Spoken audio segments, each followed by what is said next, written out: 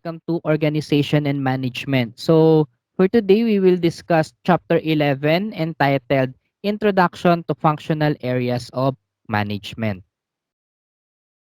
So, ano-ano nga ba itong sinasabi natin na functional areas of management? So, for this topic, we have seven. So, we have the human resource management, marketing management, operations management, financial management, material and procurement management, office management, information and communications technology management. So, basically, kapag sinabi natin itong functional areas of management, kung titingnan natin siya sa isang actual business or sa isang company talaga, okay, yung mga different functional areas na yun, makikita rin natin yan doon. Okay? So kung familiar kayo doon sa mga iba't ibang department sa mga companies, 'di ba? Yan din yung mga iyon, okay? So 'di ba kung may maririnig kayo or may mga nabanggit na rin ako sa mga previous discussions natin, 'di ba? Meron ako nababanggit na HR department, marketing department, finance department, ICT department, yan din yung mga iyon, okay? So for the human resource management, okay, sa actual business operations, sila yung HR department. For marketing management, yung marketing department. Operations management, ayan, hindi siya isang department actually, parang ano siya eh. Makikita lang natin to sa most commonly sa isang manufacturing. Kumbaga nandoon yung operations mismo nandoon sa may manufacturing area mismo, parang ganoon. Pero as a whole naman kasi sa isang business, ah lalo na kung maraming halimbawa, maraming branches, kunwari Jollibee yan. So, yung makikita natin yung operations mismo sa loob ng isang branch, okay? So, bukod pa yung office nila sa mga branches nila, 'di ba? Kumbaga yung head office nila, no. So sa head office nila, 'yan, parang wala doon yung operations ng business, ng actual operations ng business sa mga branches. So, ayan po for financial management, yan po yung finance department or accounting department. Material and procurement management, yan po yung nasa purchasing department, okay? And then office management, then ICT or yung information and communications technology management. Sa office management, mostly sila yung parang admin sa isang office, no? And then sa ICT yan, sila yung in charge pagdating sa mga systems na ginagamit, no? Payroll system, okay? Yung sa time management system nila, okay? Diyan din sila rin yung in charge pagdating sa pagpo-provide noong mga ah, ginagamit ng mga businesses like for the computers yan, okay? So sila nagpo-provide niyan. Sila yung in charge pagdating sa ganyan. Yung management sa pagdating sa mga ganyang bagay, okay? As well as the software na ginagamit. So, later on this topic, mas maiintindihan pa natin, mas deeper pa nating malalaman yung mga functional areas of management. So, simulan na natin sa human resource management or yung HRM. So, sabi dyan, human resource management deals with formal system for the management of people within an organization. In the past, HRM was called personnel management. Every employee's initial interaction is with the HRM personnel, and each employee's work life is purposely tracked by HRM units and activities.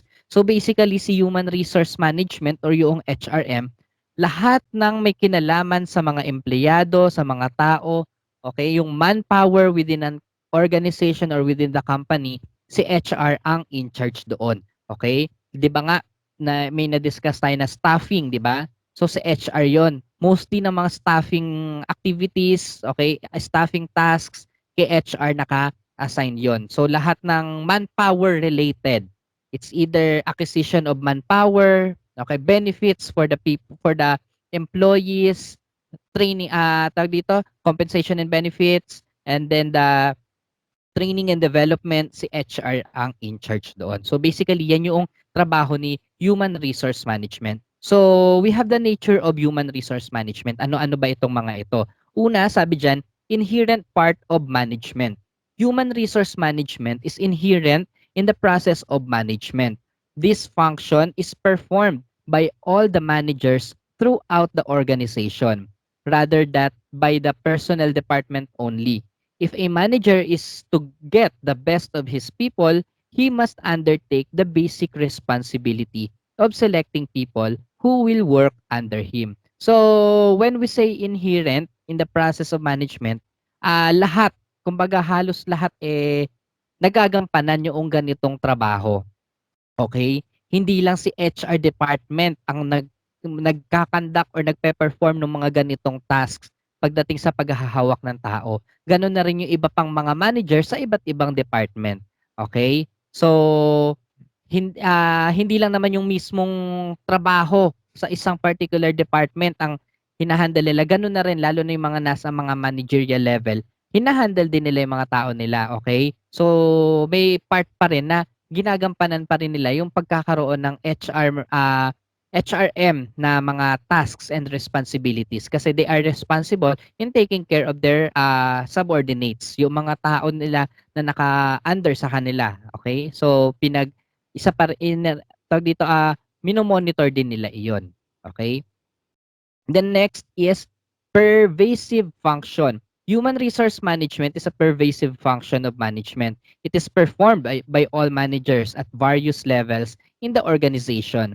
It is not a responsibility that a manager can leave completely to someone else. However, he may secure advice and help in managing people from experts who have special competence in personnel management and industrial relation. So yun nga yung sinasabi ko, 'di ba? It is performed by all managers, not only with the manager in the HR but also by other managers from different departments. And then basic to all functional areas. So human resource management permeates all functional area of management such as production management, financial management, and marketing management. That is every manager from top to bottom working in any department must perform the personnel function. So halos parehas lang din naman sa sinabi ko kanina, 'di ba? So people-centered. Human resource management is people-centered and is relevant in all types of organizations. It is concerned with all categories of personnel from top to the bottom of the organization. The broad classification of personnel in an industrial enterprise may be as follows. So we have the blue collar workers, and then the white collar workers. Kung narinig nyo na yan, yung blue collar and white collar, yan ang difference niya. So for the blue collar, so sila yung mga nagtatrabaho with the machines, loading, engaged in loading and unloading. So yan yung mga medyo mabibigat na trabaho na pisikalan, okay? So yun yung mga tinatawag natin na blue collar workers. And yung mga white collar workers naman, sila naman yung mga clerical employees. More on office works ang trabaho nila. So hindi siya gano'n kabigat katulad ng mga nasa blue collar workers. So basically mga kadalasan diyan mga nakaharap sa computer, may hawak ang ballpen at papel. So yun yung kadalasang identity nila ng mga nasa white collar workers. And then we have the managerial and non-managerial personnel. We also have the professionals such as chartered accountant, company secretary, lawyer, and etc. And non-professional personnel. So, and sa HRM, yan nga, people-centered. So, talagang mga tao ang pinagtutuunan nila ng pansin. Okay? Mga manpower or yung employees within the organization. So, next naman is personnel activities or functions. So, human resource management involves several functions concerned with the management of people at work. It includes manpower planning, employment placement, training, appraisal, and compensation of employees. For the performance of these activities efficiently, a separate department known as personnel department is created in the most of the organizations. So, di ba nga si HRM, as a separate department, 'di ba? Meron pa siyang mga parang sub-department. So sabi nga diyan, doon din daw nabuo nagkaroon pa from HRM, meron pang personnel department. Okay? So sa personnel, meron silang specific task diyan na talaga nakatutok lang sa manpower. It could be the manpower planning, okay? So pwedeng sa kanila din yung employment placement ganyan. So meron din nasa recruitment 'yan. So, yun ang trabaho nila. So, aside from the personnel department, meron pang sa ibang department or sa ibang company, meron pa silang tinatawag na separate department for the compensation and benefit. So, ang trabaho lang nila is trabahuhin yung mga benefits ng mga empleyado. So, basically, yung mandatory benefit, yung SS, Pag-ibig, PhilHealth, yan, sila ang nag-work for that. And aside from them, tinatrabaho din yun ni payroll, no? So aside from that, sa compensation and benefit, meron naman yung mga nasa training and development. Under pa rin yun ng HR. So sa training and development naman, ang trabaho naman nila is to create programs para i-train yung mga employees for the betterment and for the development of the employees para mas mag-enhance pa sila at mag-excel pa sila sa kanilang mga pine-perform na mga tasks doon sa kanilang trabaho. Okay? So kaya nga yung ibang mga companies, may mga pa-training talaga na allotted para sa mga employees. Okay? So, nandiyan din yon sa HR din yon. And then for the appraisal, yan. Meron din naka-in charge pagdating sa mga appraisal and then evaluation. Okay? Ito namang appraisal, actually, ginagawa yan. Kung halimbawa ang isang empleyado under probationary, then after ng probationary period niya at for regularization na, i-evaluate muna yon. If passed, pwede na siyang ma-regular. And if not, end na yung ay hindi na siya i-regular, okay? And also meron din mga dapat naman talaga sa isang company merong annual performance appraisal. So yearly ine-evaluate yung nagiging performance ng isang empleyado or ng isang member ng organization para makita kung talaga bang nagagampanan at nagagawa ba talaga yung task na para sa kanya. Okay? And for some other companies, yung annual performance evaluation na iyon or yung appraisal, doon sila ngayon magbe-base sa kung magkano yung magiging increase ng isang employee. Okay? Kaya dapat pagdating sa ganyan, if ever na kayo na maging empleyado na kayo sa isang private company, kailangan galingan ninyo yung performance ninyo, lalo na kung merong evaluation. Kasi yun yung magiging basis para malaman kung magkano yung dapat na maging increase. Okay? So sa sa previous work ko ganun sila. Okay? Merong annual performance evaluation, okay? And then yung result ng evaluation may equivalent 'yon kung magkano yung magiging increase. So yun yung magiging dagdag sa sahod, okay? So yan po. And then next is continuous process. Human resource management is not a one-shot function. It must be performed continuously if the organizational objectives are to be achieved smoothly. So kaya nga sinabi siyang continuous process kasi nga continuous yung pagmo-monitor sa mga tao. Hindi naman porket na-hire mo na siya, na-deploy mo na siya, nabigyan mo na siya ng trabaho, na-assign mo na siya sa dapat niyang gawin, eh bahala na siya sa buhay niya. Hindi ganon. So tuloy-tuloy po iyon. Once na na-deploy mo na yan, continuous ang monitoring sa isang manpower or sa isang employee. Then para titingnan yun kung nagkakaroon ba ng improvement, nakakatulong ba siya for the organization, nakakatulong ba siya para ma-achieve ang goal or ang objective ng isang organization. So kaya siya sinabing continuous process. Then next, yan, based on human relations. So human resource management is concerned with the motivation of human resources in the organization. The human beings cannot be dealt with like physical factors of production. Every person has different needs, perceptions, and expectations. The managers should give due attention to these factors. They require human relation skills to deal with the people at work.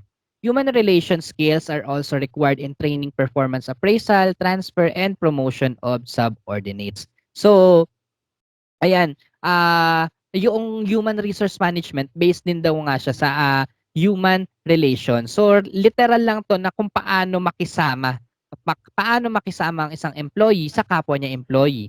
And also sa mga higher boss or sa mga mas nakakataas pa sa isang employee, no? Tinitingnan diyan kung paano makisama, paano makipag-deal, kung paano sila makipag-usap, okay?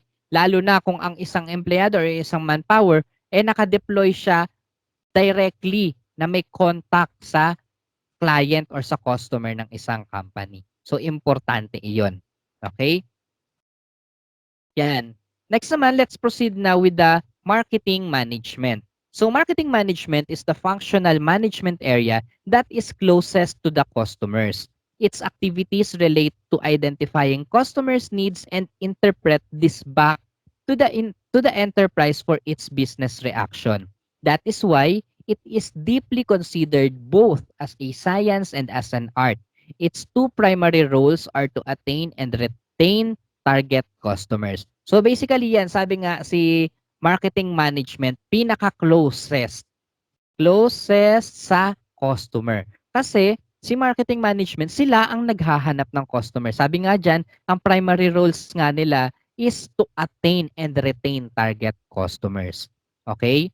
So, sa marketing naman, ayan, sila ay maghahanap ng customers and also isa sa trabaho nila is paano ma-maintain, paano ma-retain yung isang particular customer. Okay? So, we have these features of marketing concept. Una na dyan yung focus on customer needs. The needs of consumer are studied and this become the basis of all product-related activities such as designing, pricing, distribution, packaging, etc. So, ang focus naman ni marketing management or in a marketing department is ma-provide kung ano yung kailangan ng customer. In short, parang customer-centered sila sa marketing. Ang talagang tinitingnan nila, ang ina-accommodate nila is yung concerns ng customer. Okay? So, sila ang magfi-feed ngayon kung ano, sila magfi-feed sa management kung ano yung nagiging feedback ng mga customers regarding their products or services. And then, doon magde-decide si management on how to improve that. Pero si marketing na rin ang primary na magbibigay ng input kung ano yung dapat pang baguhin sa existing product or services. So basically yan, talagang nakatuon si marketing sa customer. And then, providing consumer satisfaction. Every organization aims at providing maximum consumer satisfaction by understanding his needs and designing an appropriate product. The success of an organization is directly related to the consumer satisfaction it provides. So, 'di ba sabi natin kanina, focus on customer needs and aside from giving the needs of the customer, isa rin sa goal nila is yung mai-provide yung satisfaction ng customer. Paano maibibigay yung satisfaction? Siyempre, by giving them the quality product or service and also ma-achieve yung need nila.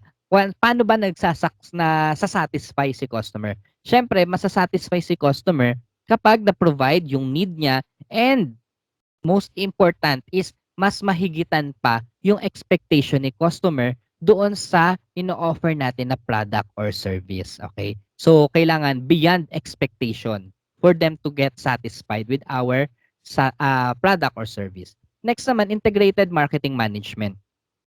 Marketing management is only a part of the total managerial functions of an organization such as finance management, production management, human resource management, etc.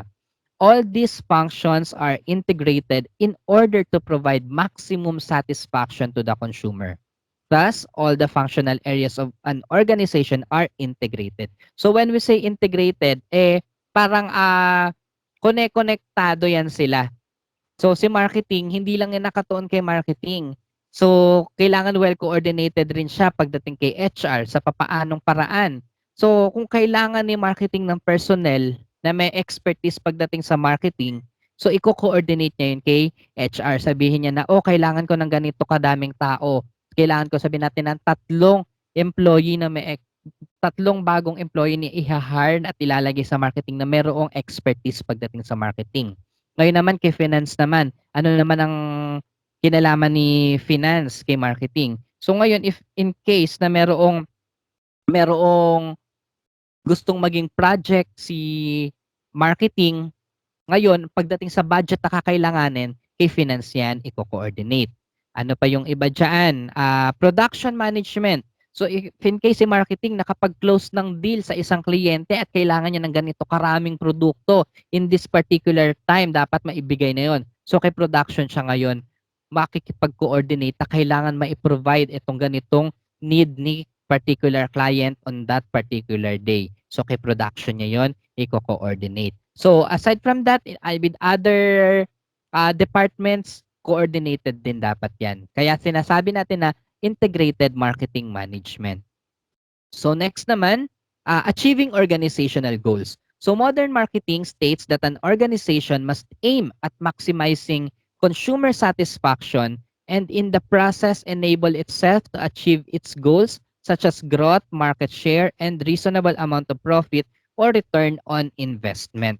So Dito naman, ang goal din ng, marketing is naka-align sa goal ng organization, okay? So, lahat ng functions ni marketing, lahat ng trabaho ni marketing, dapat nakalinya sa kung ano yung goal ng company or ng organization, okay? Then next is innovation. Innovation is an important tool to provide consumer satisfaction.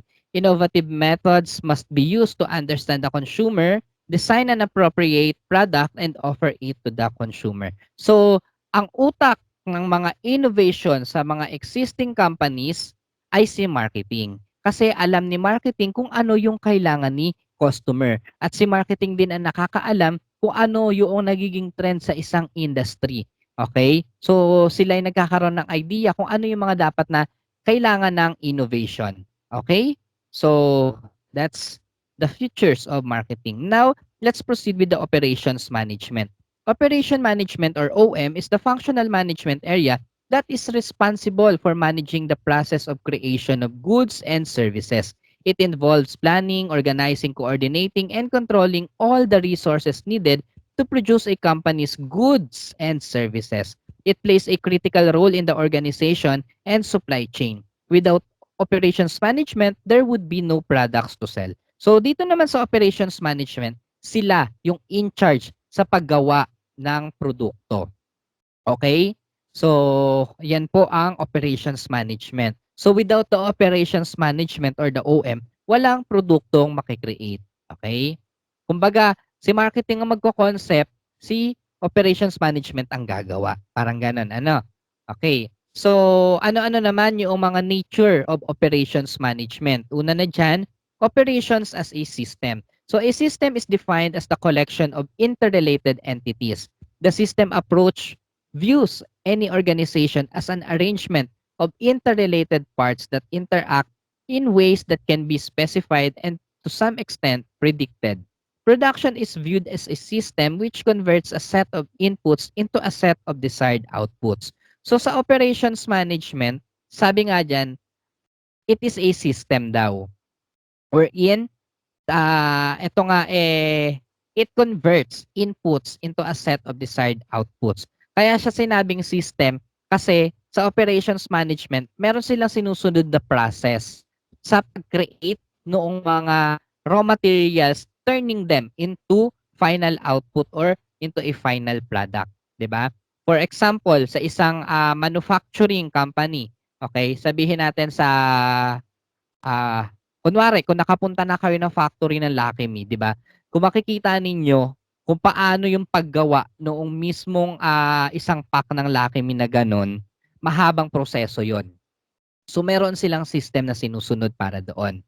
Meron silang existing na system na ginagamit para magtuloy-tuloy yung proseso. So that is the process of converting the raw materials or yung mga inputs into desired output. Kaya sinasabi na operation as a system. Next naman is operations as a conversion or transformation process. The conversion or transformation subsystem can be considered as the core of the operations since it consists of processes or activities wherein workers, materials, machines, and equipment are used to convert inputs into outputs. So, totoo naman na ayan nga, operation is a conversion or transformation process. Kasi sa operations management, dito talaga nangyayari yung process of transformation or converting. Okay? So, kung pino-purchase nila is mga raw materials, paglabas naman yan dyan, ibang produkto na iyon. Okay? So, dyan sa operations management, nangyayari yung pag-convert ng raw materials into a desired output. Next naman, operations as a means of creating utility. So utility is the power of satisfying human needs. During the process of converting raw materials into finished goods, various types of utilities are created while adding value to the outputs. So ano ba yung mga sinasabi natin diyang utility? Okay? So yung utility yung mga ginagamit natin para doon sa pag-convert noong mga raw materials into a desired output. Okay? Kaya yung kumbaga, yung mga utilities na iyon, yun yung ginagamit to convert.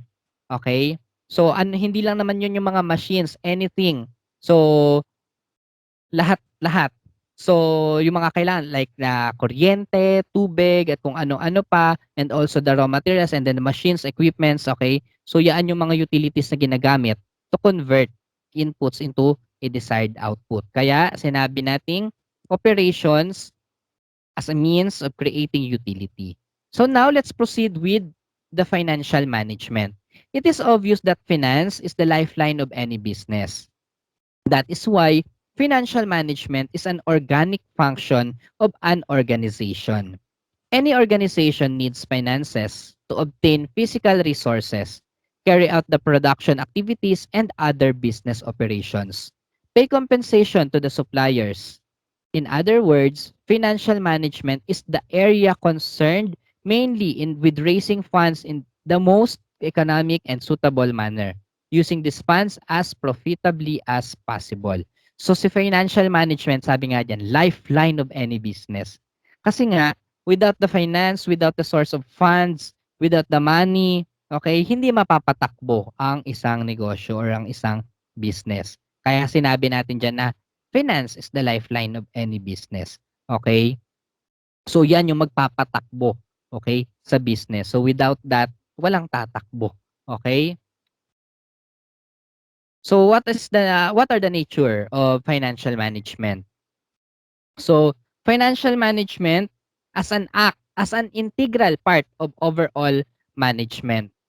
So just like the other areas of management, financial management is an integral part of overall management.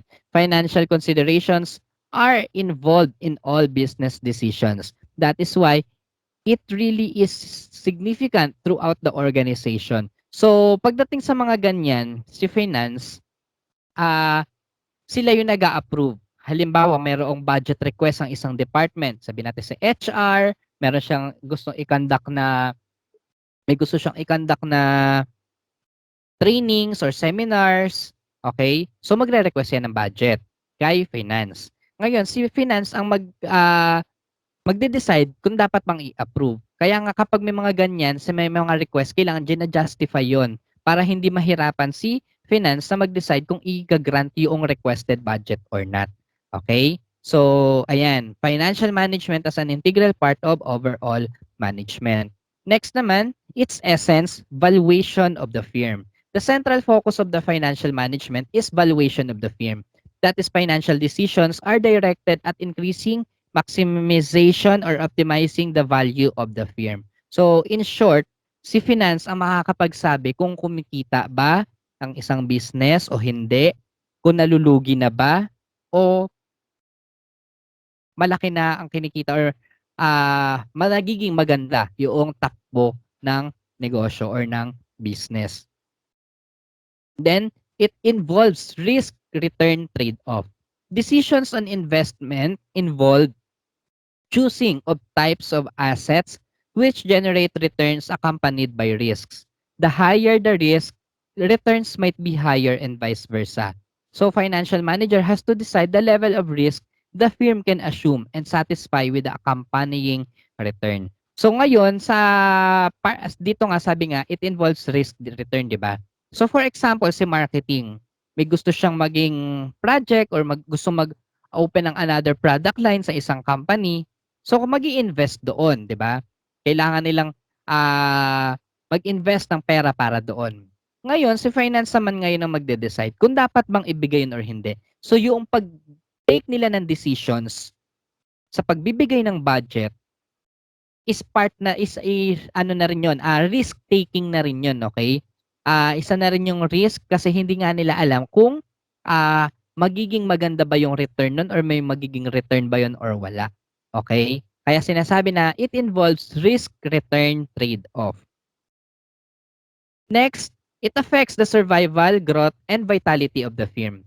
It is indeed the lifeline of the business. The amount, type, sources, conditions, and cost of finance is squarely influence the functioning of the unit. So, ayan, once na hindi na nagiging maganda yung pasok ng pera or yung kinikita ng business, maapektuhan na rin ngayon yung mga other parts ng business or yung ibang departments ng business, okay, na naka-rely lang dito sa finance department, okay? So kung ano man yung mga sinu-sustain, eh hindi na yun magfa-function ng maayos. Kaya nga yung ibang mga companies lalo na nitong nag-pandemic, meron tawag dito, yung iba nag-retrench, yan para mabawasan yung kanilang expenses sa pagdating sa mga pasahod. Tapos nagkaroon ng tawag dito, para lang ma-sustain kasi nga kumonti yung kita, 'di ba? So, kailangan nila magbawas ng gastusin. Okay? Iba naman yung tinatawag na mayroon din tinatawag niya na cost cutting. So, yung mga expenses ay binabawasan. Okay? So, yan po. Pag kaya si finance, yan, magde-decide yan kung ano yung mga dapat na ibawas, okay? Kasi nga sila yung nakakakita nung paglabas at pagpasok ng pera sa isang organization or sa isang business. So, once na naging maganda naman ang kita, may effect pa rin yun. Siyempre, mararamdaman yun ng mga empleyado. Bonus yan, siyempre, kapag malaki ang kita. Pero kapag wala, o dahil nga, no? Yan. O kaya naman, magko-cost cutting nga kapag hindi na nagiging maganda yung takbo ng business.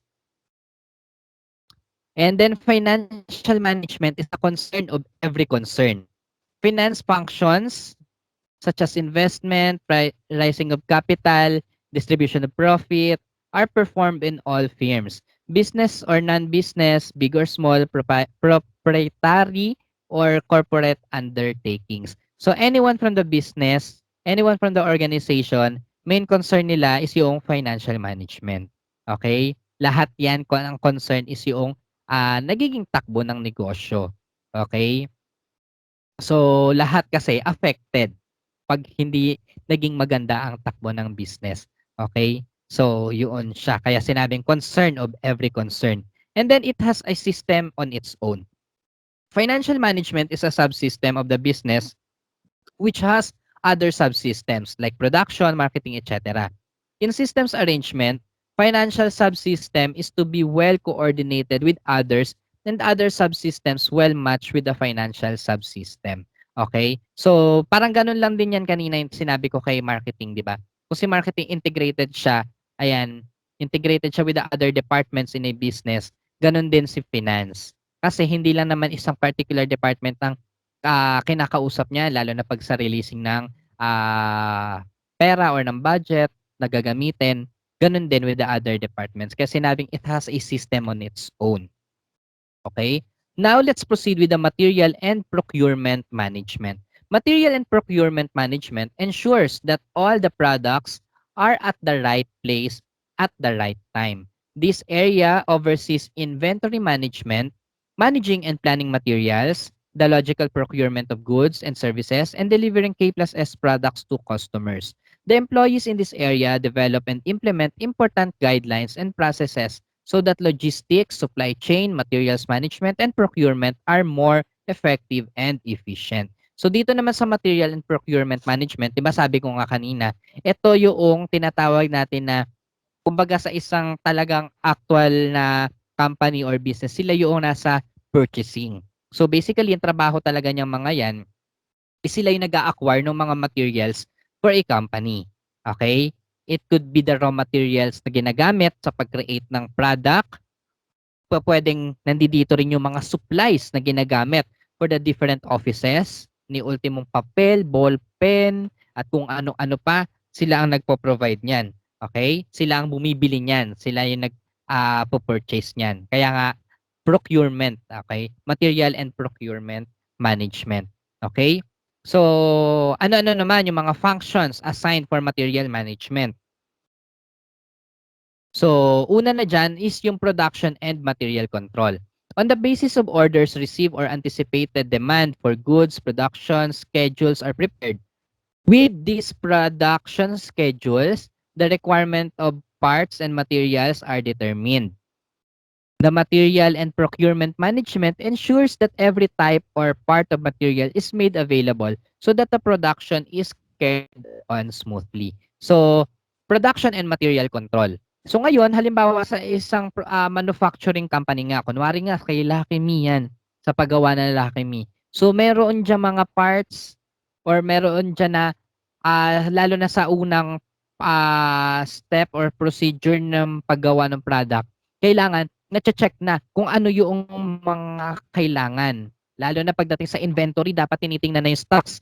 Marami pa bang stocks sa ganito na kailangan kasi hindi po puwedeng mawalan. Kasi pag nawalan, di siyempre stop production. So kailangan namo-monitor 'yun para tuloy-tuloy ang gawa at pag-create ng product. As well as the materials or the maintenance of the materials of the machines na ginagamit sa pag-create ng product, kailangan na-check din iyon. Okay? So that is the production and material control. Next naman is the purchasing. On the basis of requisitions issued by other departments, the purchasing department is authorized to make buying arrangements.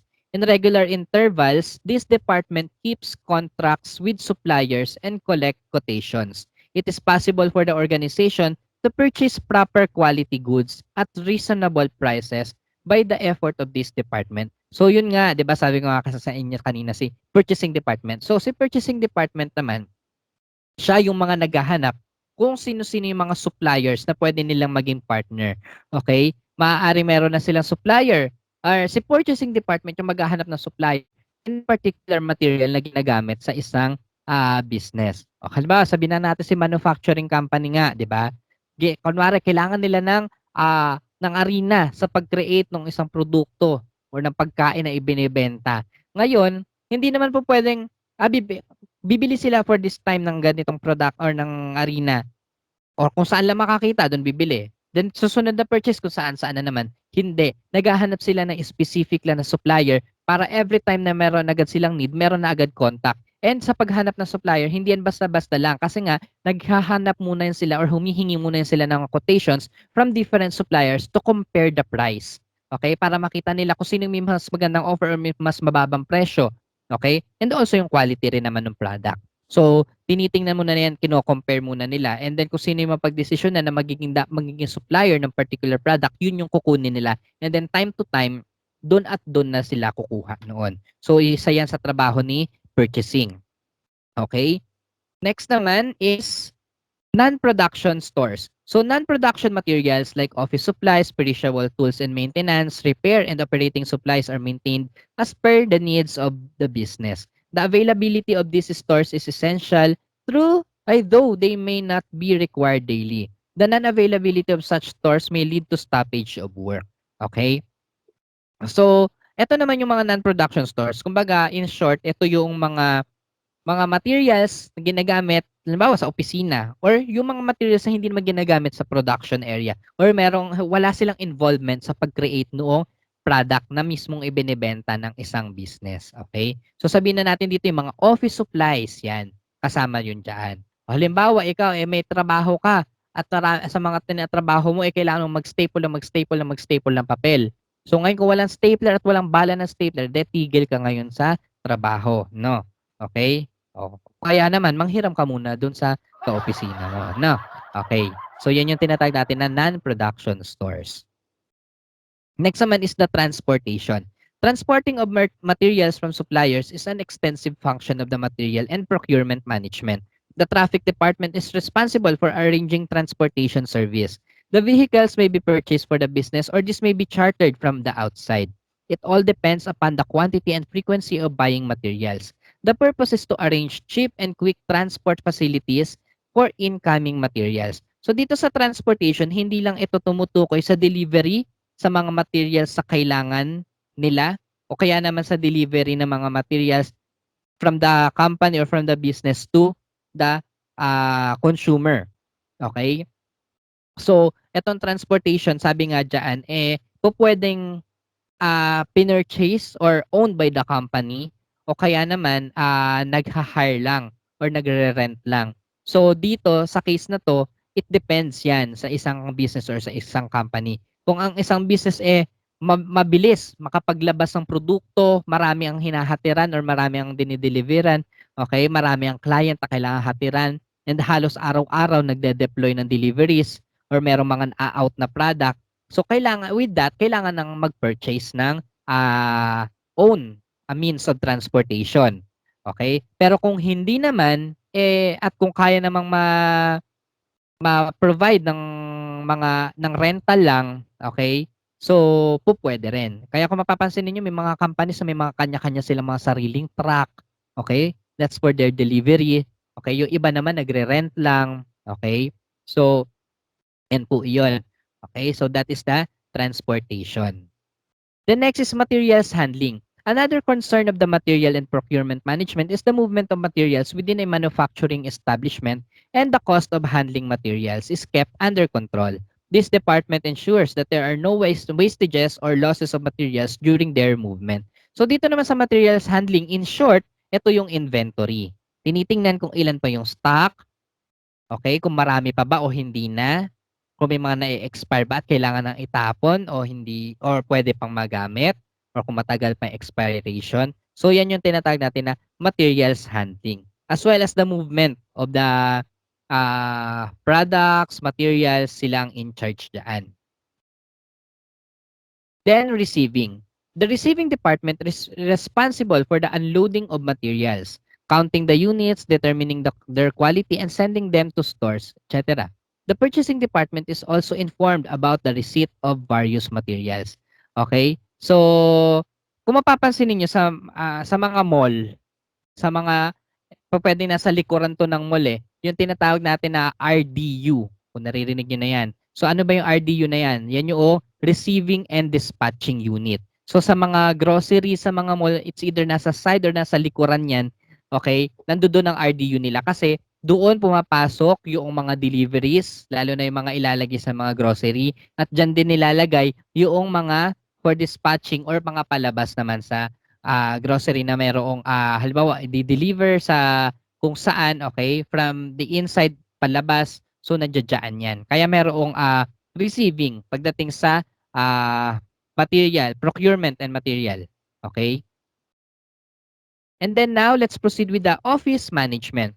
Office management is not only necessary to business organization, but also essential to non-business organization. This part of management is concerned with the systematic management of office work in order to achieve the objective of the office. The office management is mainly concerned with achieving a specified purpose and make the best use of the personnel by using the most appropriate machines and equipment, the best possible methods of work, and by providing the most suitable environment. So office management, basically ang trabaho lang niyan is to manage yung workplace. Okay? Sabi nga diyan, hindi lang siya necessary sa mga business as well as non-business organization. Okay? Yan nga, yung mga nasa government offices, yan, mga non-business yan, di ba? So, meron pa rin diyang mga nasa nandiyan dyan yung office management. Kasi nga, yun ang main task nila. To maintain or para magkaroon ng kaayusan pagdating sa maintenance ng workplace. Okay? So, we have these essential elements of office management. So, first is the personnel. Office personnel are actually the ones performing the office work. Office work is to be performed by allocating the work to each individual according to their efficiency. Guide the personnel to do the work with the help of means available in an office within an specified time and control the activities of the office personnel. So, di ba nga sabi nga natin kanina sa HRM, hindi lang talaga sa HRM ang magpe-perform ng mga tasks na merong duty or merong responsibility na related sa manpower. So, 'di ba nga 'yan si sa office management meron ding personnel, 'di ba? Wherein in charge sila pagdating sa allocation ng mga tao within an office or within an organization. So, next is means. So, this refer to the tools used to perform the office work. As for material and procurement, these are the non-production materials: pen, pencil, paper, ink, typewriter, printer, calculator, and the like. Adequate tools have been supplied in an office and put them to the most efficient and economical use for achieving objectives. So, basically, dun kanina sa procurement, no, sila ang magpo-provide noong mga materials sa may kinalaman na directly involved sa pag-create ng product. Dito naman kay office management, ang means naman, sila naman ngayon yung nagpo-provide noong mga materials na kailangan na for the operations of the office na hindi related dun sa pag-create ng final product or ng final output. okay, na ibinebenta or na kine-create nung business, okay? So, yan yung means. And then next is environment. What determines the environment of the office is the nature of the business. The various office works have to be carried on under a particular condition or environment.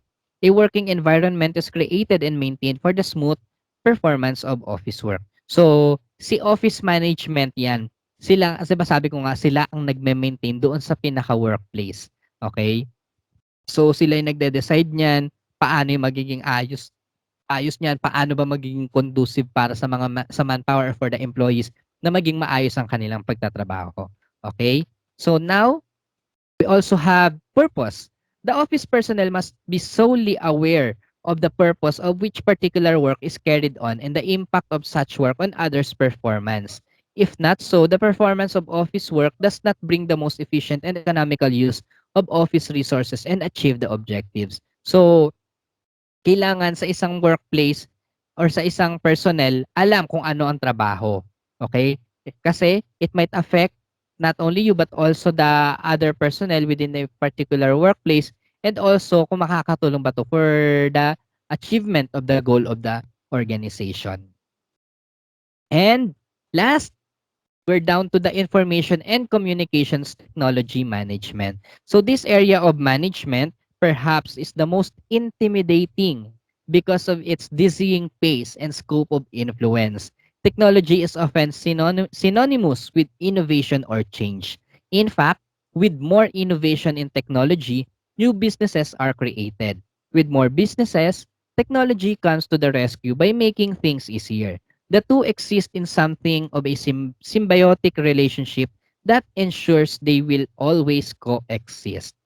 Okay? So yan, sabi diyan, ulitin natin ha, most intimidating daw. Tsaka dahil nga daw sa dizzying pace and scope of influence. Bakit siya sinabing most intimidating? Yan. Tsaka dizzying pace. Kasi nga, in terms of technology, lahat nagbabago. Sabi rin dyan, synonymous daw with innovation or change. Bakit? Kasi in terms of technology, halos ang bilis magbago, di ba? Ang bilis ng update lagi, ang bilis ng upgrade. Sa cellphone pa lang, tingnan ninyo, di ba? Halos buwan-buwan or within a year, ilang beses mag-upgrade or ilang beses mag-update, di ba? Okay? So, kaya siya sinabing dizzying pace kasi nga, laging nagbabago. And para hindi maiwanan, kailangan sumasabay, kailangan nag-update. Okay?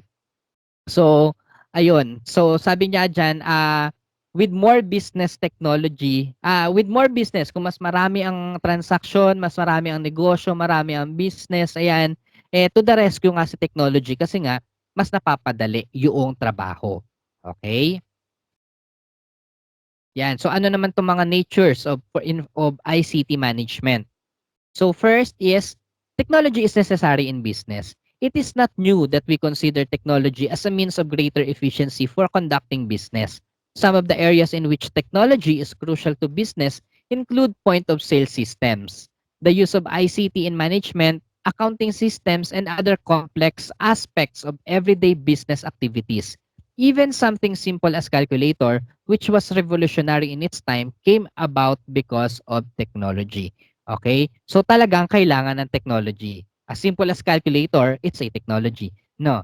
Okay? So talagang kailangan yan. Hindi na tayo ngayon makakapagpatakbo ng negosyo ng walang technology dahil napakahirap. Pwede man siguro, pero napakahirap. Okay? Even as simple as yung mga maliliit na grocery, di ba?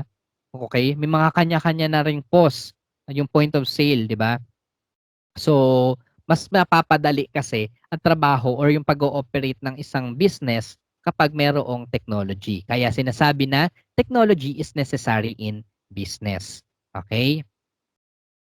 Next, technology as a source. Wait lang. Technology as a source of support and security. Technology enables the organization to automate numerous processes which thereby increases productivity. This is possible in such way that it enables us to use fewer resources, thereby enabling us to improve on quality at a low cost and to improve the speed with which we can deliver to customers. In the process, it has become possible to serve even more clients. Also, with the means of technology, it makes it easy to store more information while maintaining the integrity of that information. The info can be retrieved instantly when needed, and it can be analyzed not only to past trends but also to forecast the future. So, source of support, unahin na natin as a source of support, no? So, si technology 'yan, isa siyang malaking tulong talaga 'no, sa business. Hindi nga lang sa mas napapadali yung, trabaho, yun nga, mas nakikita pa rin yung mga informations na kailangan. And also, yun nga, security, kasi nga nase-secure yung mga information na kailangan na ini-store natin. Like for example, sa as simple as Excel file, okay? Na nandodoon lahat ng mga data na kailangan, mga previous transactions. So with that, ah, in just one click, pwede mong makita yung mga previous transactions. When with that, pwede ka na nga daw makapag-forecast. Okay? Kaya sinasabi diyan na technology as a source of support and security. Okay? And then, yan. Technology as a link to the world. It is discussed earlier that communication is a part of business. With technology, it has been possible to globalize business operations. Now, anyone can do business practically anywhere, from any room in their house. Technology has made it possible for the businesses to have a wider reach in the world. The best example of this is the internet and the World Wide Web. The internet is now a crucial part of any business's marketing campaign as it enables the business to attract customers worldwide. So due to the technology yan, mas malawak na ngayon ang nagiging sakop no ng isang business. Kung ang isang business parang based lang sa isang lugar, this time with the help of technology mas wider reach na. Okay? So, 'di ba? Ayan, sa example na natin si ABS. We all know na nawalan siya ng franchise, nawalan siya ng franchise at hindi siya nakakapag-air sa free TV. Okay? So, with the technology or with the help of technology, nakakapagpatuloy pa rin sila for their operations by streaming their shows through online, 'di ba? So they have this online platform na yung kanilang I1TFC. So ginamit din nila yung other platforms like Facebook, YouTube, 'yan. So with the help of internet, mas napalawak ngayon yung kanilang ah market or yung kanilang nare-reach, okay? Kaya sinasabi diyan na technology as a link to the world. Even BPO, 'di ba dito sa Pilipinas, commonly sa mga BPO na nandito sa Pilipinas, sino yung mga kausap niyan? Sino yung mga kliyente na kini-cater niyan? Yung mga nasa ibang bansa. Okay? It's because of technology. Kaya sinasabi natin again na technology as a link to the world. Okay? So may mga companies din na nakakapag-expand ng market nila not only in a particular locality but also in a mas wider reach pa, no? Not only nationwide but whole worldwide, no? Okay? So that is again technology as a link to the world. And now again, these are the functional areas of management. So we have the human resource management, marketing management, operations management, financial management, material and procurement management, office management, information and communications technology management. Okay? So pito po iyan no, pakitandaan. And that ends our discussion for tonight.